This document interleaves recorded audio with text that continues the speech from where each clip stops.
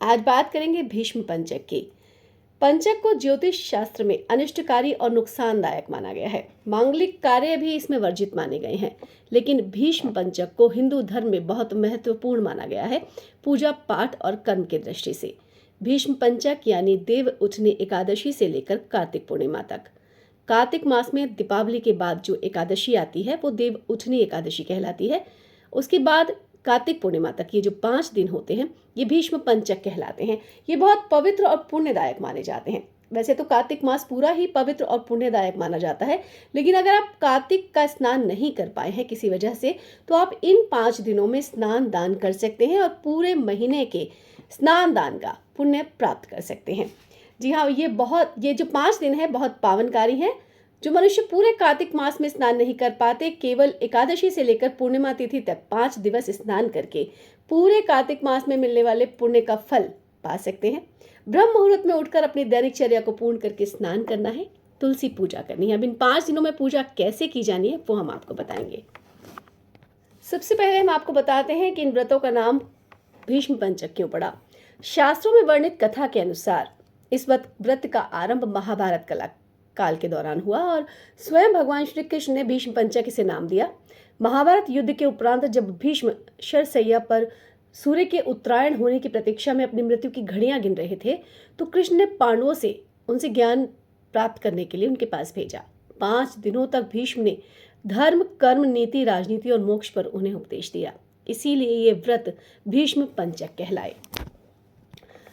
आज हम आपको सिर्फ वही पूजा बताएंगे जो आप कर पाएं। जी हाँ, बहुत सूक्ष्म सी ज़रूरी पूजा आपको बताई जा रही है। हालांकि इन 5 व्रतों में आप विस्तार से भी पूजा कर सकते हैं, वो भी वीडियोस उपलब्ध हैं, लेकिन मैं आपको बताती हूँ 5 दिनों में जो ज़रूरी पूजा है। देवउठनी एकादशी वाले दिन यानी 23 तारीख को, 23 नवंबर को देवउठनी एकादशी है। उस दिन आप तुलसी विवाह की तैयारी करेंगे, लक्ष्मी नारायण की मूर्ति की स्थापना करेंगे, उसके आगे घी का दीपक जलाएंगे, पुष्प अर्पित करेंगे। हो सके तो ओम नमो भगवते वासुदेवाय का 108 बार जाप करेंगे और तुलसी माता को पूरा श्रृंगार का सामान अर्पित करेंगे और वो श्रृंगार का सामान अगले दिन किसी सुहागन को दिया जाएगा। तो पूरा श्रृंगार का सामान आप अपने घर की तुलसी को अर्पित करें, वहाँ घी का दिया जलाएं।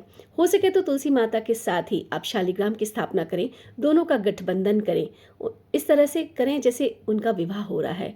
तो ये सूक्ष्म सी पूजा आप कर सकते हैं। श्रृंगार का सामान चढ़ाइए तो, और घर में लक्ष्मी नारायण मंदिर में, अपने घर में ही अगर आपके विष्णु भगवान की मूर्ति है या कृष्ण जी हैं तो घी का दीपक जलाएं। इस तरह से एक छोटी सी पूजा आप कर सकते हैं। और घर के मंदिर में दिया जलाना ही है, शाम को तुलसी के आगे भी दिया जलाना है। वैसे तो पूरे कार्तिक मास में ही आपको दिया जलाना है तुलसी के आगे और मंदिर में। अपने घर के मंदिर में तो सब जलाते ही हैं, तुलसी माता के आगे कार्तिक मास में दीपक जलाने का बहुत महत्व है। हो सके तो घर के पास जो मंदिर है वहाँ भी दीपदान कीजिए। इन 5 दिन कम से कम 5 दिए आप जरूर जलाएं। अगले दिन द्वादशी है। द्वादशी वाले दिन विष्णु मंदिर में झंडी बांधने का बहुत पुण्य है। आप किसी भी मंदिर में जाकर, बाजार में झंडियाँ मिल रही हैं, उन्हें कलावे के साथ विष्णु मंदिर में बांध आइए। उसके अलावा आप अपने घर में जो तुलसी है वहाँ भी झंडी लगाइए, अपने घर के मंदिर में भी झंडी बांधिए, इसका बहुत पुण्य है। बाकी 5 दीपक जो मैं आपको बता रही हूँ वो मंदिर में ज़रूर जलाने हैं। उसके अलावा हम बात करते हैं उससे अगले दिन त्रयोदशी की। उसमें कुछ खास नहीं है, आप उसमें मंदिर में दीपक जलाने का काम करें, ओम नमो भगवते वासुदेवाय का जाप करें और मंदिर में दीपक जलाएं। अपने मंदिर में भी और घर के पास दीपदान करें और घर की तुलसी पर भी। दीपदान इन 5 दिनों में बहुत महत्व रखता है। 108 दीपक का बंडल भी बाजार में मिलता है, 365 ज्योत भी मिलती हैं, वो भी घी में डुबोकर और आधे गोले की गिरी में उन्हें ढक कर कपूर रखकर उन्हें भी जलाया जाता है, मंदिर में भी, घर की तुलसी पर भी। 14 को भी आपको यही करना है और इन 5 दिन आपको सिर्फ एक समय ही भोजन करना है। हो सके तो फलाहार करें, नहीं तो आप भोजन ग्रहण कर सकते हैं। एकादशी वाले दिन फलाहार करें, बाकी दिन आप एक समय भोजन कर सकते हैं। इन 5 दिन ये संकल्प लें कि हे विष्णु भगवान, मैं भीष्म पंचक व्रत कर रहा हूँ या कर रही हूँ, मेरी मनोकामना पूरी कीजिएगा। और सब सुख देते हैं ये भीष्म पंचक व्रत। इसके अलावा फिर जब कार्तिक पूर्णिमा आएगी उस दिन दान, स्नान और सत्यनारायण कथा।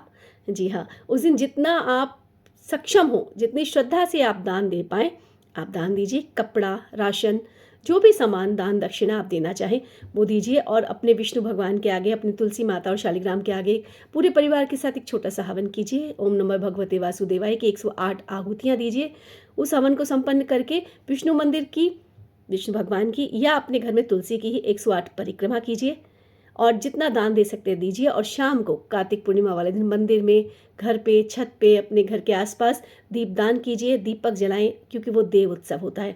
उस दिन दीपदान का बहुत महत्व है। तो ये है सूक्ष्म सी विधि जो भीष्म पंचक व्रत में कोई भी कर सकता है, आप भी कर सकते हैं।